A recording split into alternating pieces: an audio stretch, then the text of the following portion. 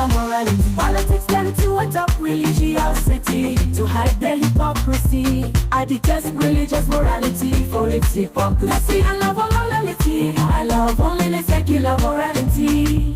I love only. All right, welcome to Secular Advocacy TV. Hope you enjoyed that, beautiful sound from Secular Advocacy TV. Yeah, Yeah, in our tradition, we explain the purpose of forming Secular Advocacy TV. We discovered that, that the world is now driven by superstition, and theocracy is taking over the world and infecting the world with a superstition and a false belief. That was the purpose, or that was rather the reason for forming Secular Advocacy TV. On today's show, we have a special guest that is the reason for the trend now on social media. From priesthood, from unphilosophical thought to philosophical thought, from superstition to embracing critical thinking.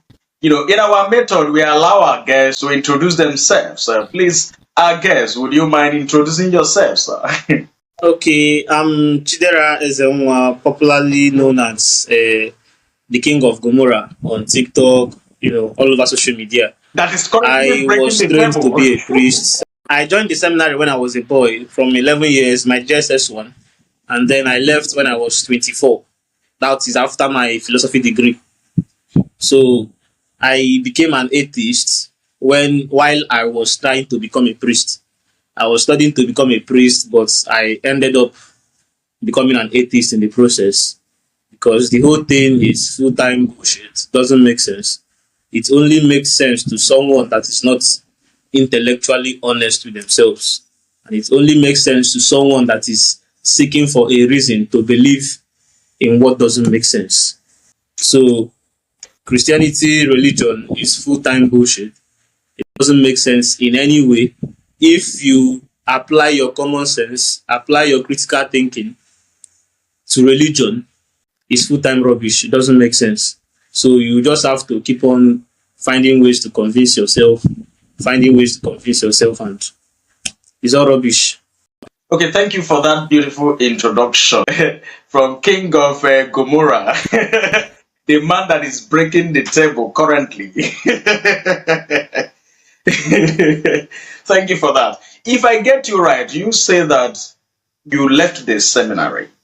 Can you briefly explain to Yeah. us how this journey of enlightenment started? So, some of these things comes in epoch, comes stages by stages. You see yourself in superstitious stage. From superstitious stage, you see yourself in metaphysical stage. Then from metaphysical stage, you see yourself in skeptical stage, where you begin to doubt everything. Then from that stage, you begin to understand everything about the mythology called religion begins to, unfold and reality sets in. So can you tell us your journey to enlightenment?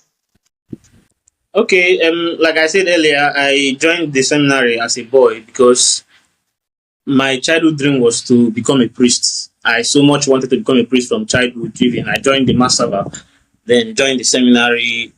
Then along the line in the senior seminary, during our philosophy classes, it was obvious to me that most times in the class, the topics that are being taught in the class, concept of nature, the concept of truths, so many of them, even African studies, African history, so many of them, you see that they all keep on hitting or shattering something in the Bible or shattering some doctrines of the church.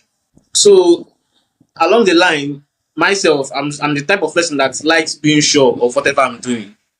I like being certain of whatever I'm doing. And most of these times when I'm seeing these conflicts between what is being taught in the class and what the church is doing or what the church is teaching, I do ask questions.